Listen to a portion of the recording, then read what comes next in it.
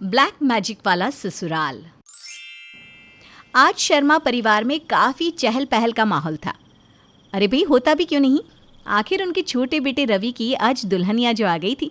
सब लोग बड़े खुश थे और दुल्हन के गृह प्रवेश की तैयारी कर रहे थे। बड़ी बहू महिमा चावल से भरा लोटा दरवाजे पर रखाई थी और अब सब लोग तालियों से मीरा और रवि का स्वागत कर रहे थे। चलो चलो मीरा, चावल से भरा कलश अपने दाहिने पैर से गिराओ और अंदर आ जाओ। जी भाभी। मीरा ने जैसे ही चावल से भरा कलश घर के अंदर गिराया तो उसमें से गिरने वाले चावल काले हो गए। सब लोग ये देखकर बहुत परेशान हो गए। अरे ये कैसे हो गया? मैं तो सफ़ेद चावल ही लाई थी देखकर। ये तो अपशगुन हो गया ना, भाभी के घर आते ही अपशगुन। अरे कुछ चला गया होगा चावलों में, ज़्यादा मत सोचो। नहीं नहीं, बहू को डरा रहे हो सब। कुछ नहीं बहू, तू खुशी से अंदर आ जा। ये सब चीज़ें तो होती रहती है शादी वाले घर में। कुछ चला गया होगा चावलों में। हाँ, तुम अपना मन उदास मत करो मीरा, आओ गृह प्रवेश करते हैं। हाँ हाँ मीरा, इन सबको भूल जाओ। आओ ससुराल में पहला कदम रखो। सबके कहने पर मीरा इस बात को नज़रअंदाज कर देती है और गृह प्रवेश करती है। सब लोग मीरा के आने से खुश थे। उस रात हंसी मजाक करते हुए रात कब बीत गई किसी को पता ही नहीं चला। और अगली सुबह मीरा का रसोई में पहला दिन था। मीरा बहू, रसोई में तिलक करने के बाद कुछ मीठा बना देना, ठीक है? आज पहली रसोई है ना तुम्हारी। जी माँ जी। महिमा बहू, मीरा बहू को जो भी चीज़ें चाहिए वो दे देना, ठीक है? मैं बाहर पूजा करने बैठ रही हूँ। जी ठीक है माँ जी। मीरा, ये है सूजी, चीनी, ड्राई फ्रूट्स और दूध। तुम्हें कुछ और चाहिए? बस भाभी, मैं पहले हलवा बना देती हूँ, फिर खाना मिलके बना लेंगे। हाँ हाँ ठीक है, तब तक मैं सब्ज़ी लेकर आती हूँ। जी भाभी। महिमा सब्ज़ी लेकर आती है और मीरा हलवा बना रही होती है। तभी रसोई में पिंकी आती है। अरे वाह भाभी, बड़ी अच्छी खुशबू आ रही है। क्या बना रहे हो आप? मैं सूजी का हलवा बना रही हूँ। हाँ, मुझे बहुत पसंद है। इसमें ना थोड़ी किशमिश भी डालिएगा, मुझे बहुत पसंद है। अच्छा, पर किशमिश कहाँ पड़ी है? मुझे नहीं पता। मुझे पता है, मैं डाल देती हूँ। ठीक है। पिंकी ड्रॉअर से किशमिश लाती है और डाल देती है। ठीक है भाभी, मेरा काम हो गया, मैं अब चलती हूँ। काम हो गया? अब मतलब किशमिश डाल दी ना मैंने, तो हो गया ना काम। अच्छा अच्छा ठीक है। पिंकी के जाने के बाद मीरा थोड़ी देर के लिए किचन से बाहर चली जाती है और जब वापस आकर देखती है तो महिमा हलवे में कुछ डाल रही थी। क्या हुआ भाभी? अरे कुछ नहीं मीरा, हलवे में ना मीठा थोड़ा कम लगा। यहाँ सब थोड़ा ज़्यादा मीठा खाते हैं ना, तो बस वही डाल रही थी। अच्छा अच्छा ठीक है भाभी, तो अब ले चले हलवा बाहर? सब लोग टेबल पर आ गए होंगे। हाँ बिल्कुल ले चलते। चलो तुम हलवा ले लो, मैं बाकी का खाना ले आती हूँ। मीरा और महिमा ने टेबल पर सारा खाना और हलवा लगा दिया और सब लोग बड़े उत्साह से टेबल पर बैठे हैं। लो लो जल्दी करो, तुम्हारे हाथ का हलवा खाने के लिए सब लोग तरस रहे हैं। हाँ भाई, और सबसे ज्यादा तो तुम्हारा पति तरस रहा है, देखो तो इसे जरा। हाँ हाँ, मैंने सबके लिए हलवा बनाया है, ये देखिए। मीरा, ये हलवा तो देखो, ये लाल खून जैसा है। ये कैसे हो गया? मैंने खुद बनाया था हलवा और चखा भी था। हाँ, हलवा सही था, मैंने ही तो चीनी डाली थी इसमें। हाँ, मैं भी किशमिश डाल आई थी। ये क्या हो रहा है माँ? जब से मीरा भाभी घर आई है कुछ न कुछ अपशगुन हो रहा है। उस दिन गृह प्रवेश में वो हुआ और आज उनकी पहली रसोई की रस्म भी खराब हो गई। हाँ, अब तो मुझे भी टेंशन हो रहा है माँ जी। अरे पता नहीं ये सब क्यों हो रहा है, मुझे तो लगता है हमारे घर को किसी की नज़र लग गई है। हाँ माँ जी, मुझे भी यही लग रहा है। पर ये सब क्यों हो रहा है और कैसे? मुझे तो कुछ भी समझ में नहीं आ रहा। अरे बहू, तुम ना ज़्यादा सोचा मत करो, अपना मूड मत खराब करो। हाँ माँ सही कह रही है मीरा, हम करेंगे इस बारे में कुछ, लेकिन तुम अभी परेशान मत हो, ठीक है? हाँ भाभी, आइए बैठिए, हम सब नाश्ता कर लेते हैं साथ में। चलो आ जाओ मीरा, बैठो, साथ में नाश्ता करते हैं। इस हलवे को मैं बाहर फेंक आती हूँ। मीरा जब से घर में आई थी उसके साथ काफ़ी अजीब अजीब सी चीज़ें हो रही थी, जिसके बाद अब उसे काफ़ी परेशानी हो रही थी। पर इन सब के बीच उसकी मुंह दिखाई की रस्म भी होने वाली थी। उसे शगुन देने पड़ोस की कुछ औरतें आने वाली थी। मीरा बहू, पड़ोस की कुछ औरतें तुम्हारी मुंह दिखाई को आने वाली है। तुम आज शाम तैयार रहना, ठीक है? और कुछ अच्छा सा पहन लेना और श्रृंगार भी अच्छे से करना बेटा। जी माँ जी, मैं अच्छे से तैयार हो जाऊंगी। महिमा और पिंकी, तुम दोनों मीरा बहू को तैयार होने में मदद कर देना। जी माँ जी, ठीक है। शाम को पिंकी और महिमा मीरा की तैयार होने में मदद करने लगे। मीरा, ये क्रीम लगा लो, तुम्हारा चेहरा इससे बहुत सुंदर लगेगा। हाँ भाभी, और मैं आपके लिए मेरा नया वाला पाउडर भी लाई हूँ, ये भी लगाइएगा, आपको बहुत अच्छा लगेगा। ठीक है। मीरा, ये माँ जी ने तुम्हारे लिए मुल्तानी मिट्टी भेजी है, ये लगा लो तैयार होने से पहले। ठीक है भाभी। मीरा सब कुछ लगाने के बाद अच्छे से तैयार हो जाती है। अरे वाह भाभी, आप तो बहुत सुंदर लग रहे हो। हाँ, मोहल्ले की औरतें तो जल बुन ही जाएंगी तुम्हें देखकर। अरे भाभी, माँ ने कहा था घूंघट डाल के नीचे आइएगा, फिर औरतें आपकी मुंह दिखाई करेगी ना। हाँ हाँ, चलो घूंघट डाल लो। पिंकी, तुम मीरा को लेकर आओ, तब तक मैं नीचे सब कुछ देख लेती हूँ। पिंकी मीरा को नीचे ले आती है और सारी औरतें मीरा को देखने के लिए आगे आती हैं। और जैसे ही वो मीरा के चेहरे से घूंघट हटाती है, वैसे ही मीरा का सारा चेहरा लाल लाल दानों से भर गया हो दिखती है। अरे कावेरी बहू, तेरी बहू का चेहरा तो लाल लाल दानों से भरा हुआ है, कितनी अजीब लग रही है ये, जरा देखो तो। माँ जी, अभी तो मेरा चेहरा बिल्कुल ठीक था, अब न जाने कैसे ये सब। अरे कोई बात नहीं बहू, तू जाकर ना अपने चेहरे पर कुछ लगा ले, जा बेटा। मीरा अपने चेहरे को देखकर बहुत ज़्यादा रोती है और उदास हो जाती है। पर अब उसे शक होने लगता है कि उसके साथ ये जो भी अपशगुन हो रहे हैं, उसमें घर वालों में से ही किसी का हाथ है। पहले महिमा भाभी ने मुझे कुछ लगाने को दिया, उस दिन भी हलवे में उन्होंने चीनी डाली थी। पर पिंकी भी तो रसोई घर में आई थी और आज भी वो अपना पाउडर ले आई थी। और माँ जी ने भी तो मुल्तानी मिट्टी भेजी थी। इनमें से कौन हो सकता है जो ये सारी चीज़ें मेरे साथ कर रहा होगा? या मैं ही कुछ ज़्यादा सोच रही हूँ? कहीं मैं कुछ गलत तो नहीं सोच रही हूँ? क्या करूँ, कुछ समझ में नहीं आ रहा। ये सब मीरा का वहम था या सच में उसी के ससुराल में से ये सब चीज़ें कोई उसके साथ कर रहा था?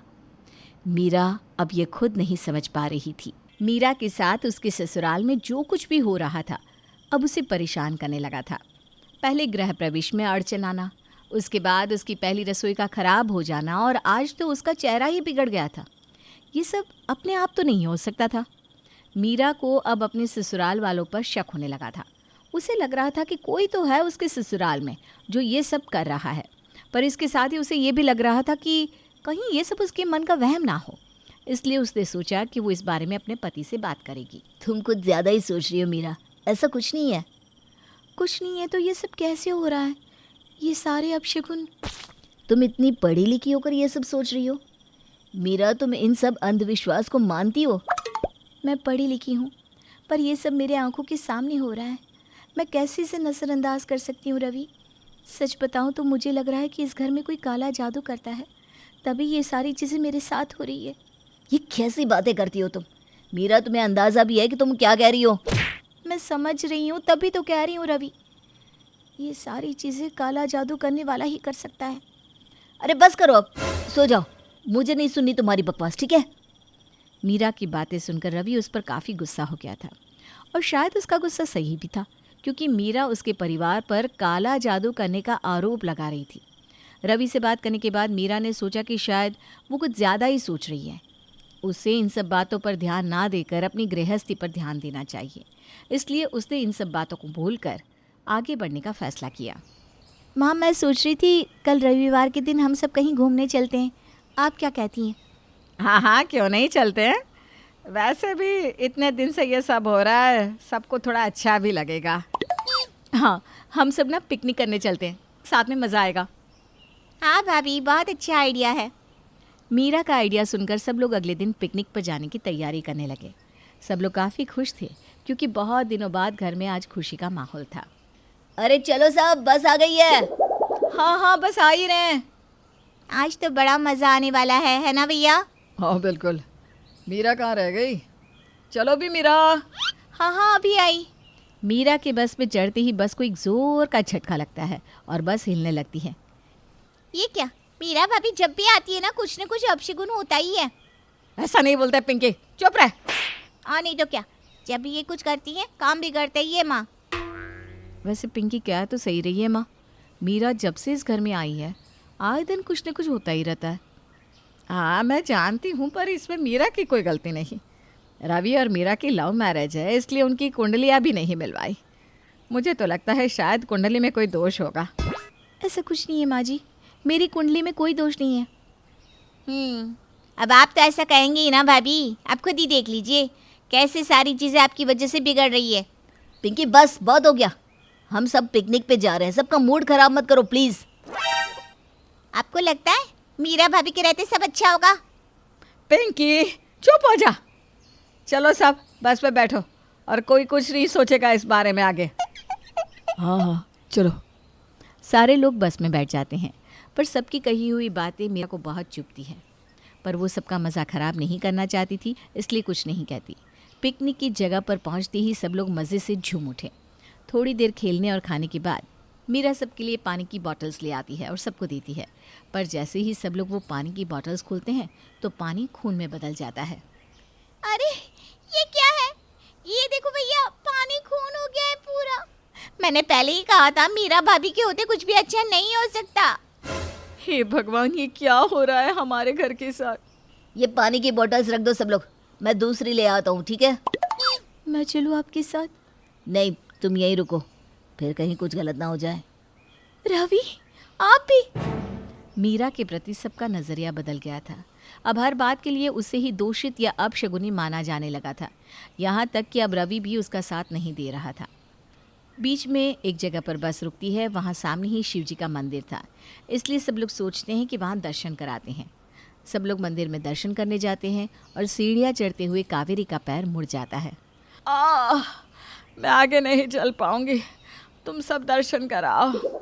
ठीक है माँ, आप यहीं बैठिए, हम सब दर्शन करके आते हैं। दर्शन करते वक्त जब पंडित जी ने मीरा को देखा तो उन्हें कुछ आभास हुआ और उन्होंने मीरा के कानों में कुछ कहा। सब लोग हैरान हो रहे थे कि पंडित जी ने मीरा के कानों में क्या कहा। क्या कहा पंडित जी ने? हाँ, और सिर्फ तुमसे ही बात की, हमसे तो उन्होंने कुछ भी नहीं कहा। मीरा बताओ तो क्या कहा पंडित जी ने तुमसे? पंडित जी ने हमारे घर एक पूजा करने को कहा है, ग्रह शांति की पूजा। उन्होंने कहा कि इससे हमारे घर पर लगी बुरी नज़र दूर हो जाएगी। तो हम सब कल ही ये पूजा करवा लेते हैं फिर, क्यों भैया? हाँ हाँ, घर की शांति के लिए पूजा तो करनी ही चाहिए। मीरा के कहने पर अगली सुबह सब लोग पूजा करने के लिए तैयार हो जाते हैं। सब लोग आ गए हैं ना? हाँ, सब लोग यहीं हैं, बस माँ नहीं दिखाई दे रही। माँ कहाँ है? पता नहीं, कह रही थी उनकी तबीयत ठीक नहीं है। पर पंडित जी ने कहा था कि घर के सब लोगों को पूजा में बैठना होगा, तभी घर की शांति अच्छे से हो पाएगी। मैं माँ को लेकर आता हूँ। जी भैया। आकाश कावेरी को उसके मना करने के बाद भी ज़बरदस्ती ले आता है। अरे तुम लोग समझ क्यों नहीं रहे, मेरी तबीयत ठीक नहीं है, मैं नहीं बैठ सकती पूजा में। माँ बस कुछ देर की तो बात है, पूजा खत्म होती ही आप आराम कीजिएगा। नहीं नहीं, मैं जा रही हूँ। माँ बस कुछ वक्त लगेगा, आप बैठिए तो सही, मैं पूजा शुरू करती हूँ। ओम त्र्यंबकम यजामहे सुगंधिम पुष्टिवर्धनम उर्वारुकमिव बंधनम मृत्युर्मुक्ष्यमामृतात्। ओम। मीरा जैसे ही माँ मृत्युंजय का जाप करने लगती है, कावेरी उठ के जाने लगती है। अरे माँ कहाँ जा रही है आप? मैंने कहा ना मैं बैठ नहीं सकती पूजा में, तुम लोग समझ क्यों नहीं रहे? पर माँ जी ऐसा क्या है जो आप नहीं बैठ सकती पूजा में? हाँ माँ, पूजा ही तो है बस। माँ बैठिए ना। मीरा तुम बोलो मंत्र। नहीं कहा ना, मतलब मत बोलना मंत्र, वरना मेरे काले जादू का असर चला जाएगा। कावेरी अपने गुस्से में अपने मुंह से सारी सच्चाई बता देती है। हाँ, अब माँ ने सच बोला। मुझे कल ही पंडित जी ने बता दिया था कि माँ ही है वो इंसान जो मुझ पर काला जादू कर रही है, इसलिए वो मंदिर के अंदर नहीं आ रही थी। माँ क्यों किया आपने ये सब? तूने बिना मुझसे पूछे मीरा को अपनी पत्नी चुन लिया, इसलिए मुझे लगा अगर मैं इसे मनहूस साबित कर दूं तो तू उसे छोड़ देगा।